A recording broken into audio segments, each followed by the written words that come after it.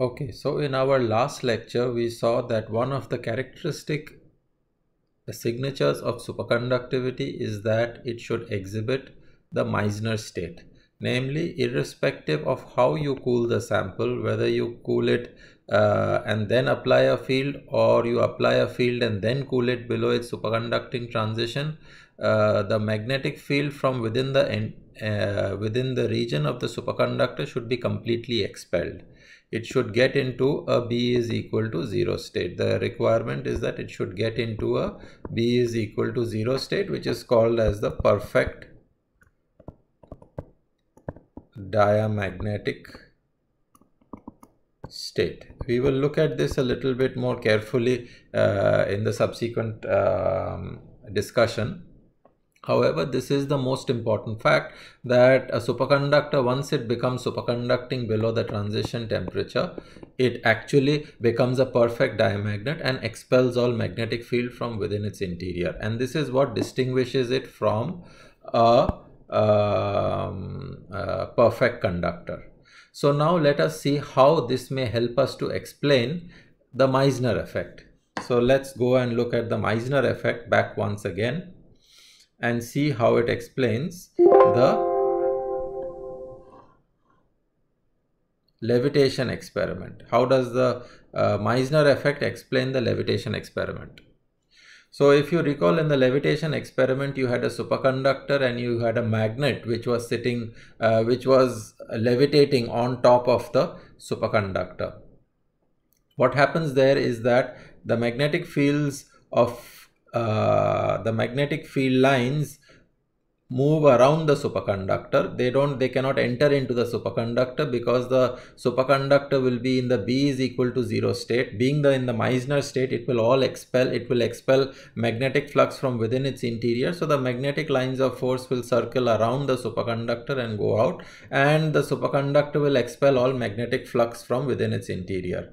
You can think of it in the following way, that suppose these are the North Pole and South Pole. This is the North Pole and this is the South Pole of the magnet. And if you bring it close to a superconductor, then the superconductor sets up shielding currents in a direction so that it cancels the magnetic fields of the magnet.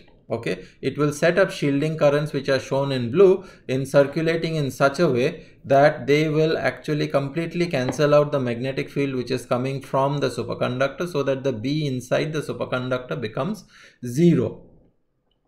And as a result of this, the superconductor actually develops equivalently a North Pole and a South Pole. Because of the circulating currents, there is effectively a North Pole on this side of the superconductor and South Pole on the other side of the superconductor. And these North Poles are like poles, and there will be a repulsive force between them which will balance the mg. And as a result, you can float your and the force is so large that it can actually balance the weight of the magnet, and as a result you can show that there will be a levitation. So there is this repulsive force which is balancing the gravitation pull, the gravitational weight of the magnet, and as a result of which the magnet levitates. And this is a very simple way of looking at the levitation experiment. However, this is only part of the explanation.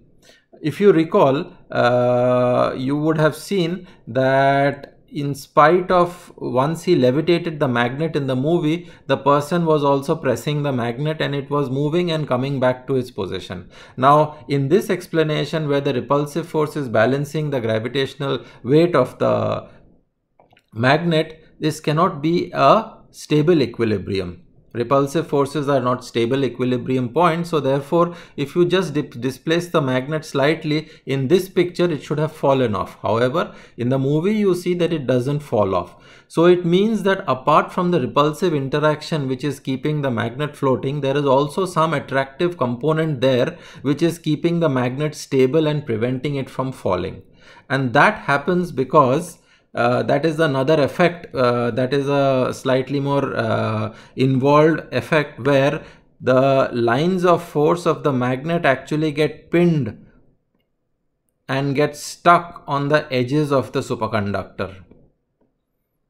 These are something called as type 2 superconductors, and the magnetic lines of force actually get pinned and stuck at the edges of this superconductor, and as a result of which they do not leave, they cannot leave the, I'm sorry, as a result of which they cannot leave the magnet, okay, they cannot leave the superconductor. These lines of force actually which are present from the magnet, they get stuck at the edges of the superconductor because of something called as vortex spinning. We will come to this issue later on, but it is this spinning which actually gives rise to the attractive component and which stabilizes the magnet and prevents it from falling off. Okay, and this really explains the entire effect of magnetic levitation. This magnetic levitation actually has very many uses. Okay, for example, you can see here a very heavy sumo wrestler who is standing on a levitating magnet placed on top of a large superconductor, and here if I zoom you and show that, you can see that these let me just remove these. So what you can see here is that the magnet is being, there is a gap which is maintained between the levitating magnet and the superconductor at the bottom, which has been cooled. And this is a guy who is 142 kgs and the weight of the disc is 60 kgs. The total weight of this entire person plus the magnet which is floating is about 202 kgs, and yet it maintains this. So this has this is an amazing demonstration, and this has very many applications because you can use it to actually one of the applications is that you may use it to levitate train.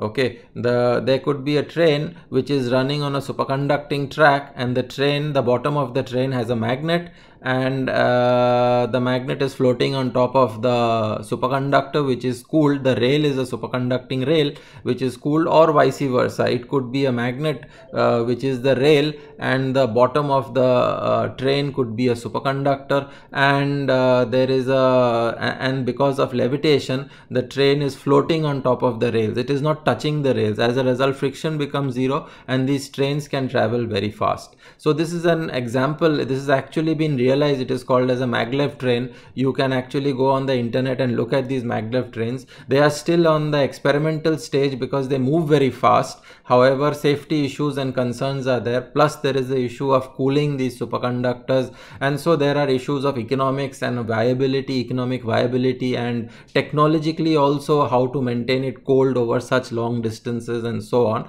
So there are these different issues which come into the picture, but technologically you can have a frictionless system which can give you massive speeds, and you can cover very large distances very quickly. So as you see that superconductivity has major applications which have actually fantastic applications which can change the world. However, there are other technological issues which come into the picture.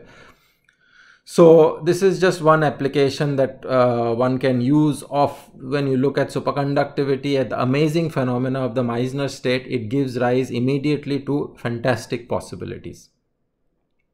So with this, now we go a little bit further into discussing the Meissner effect.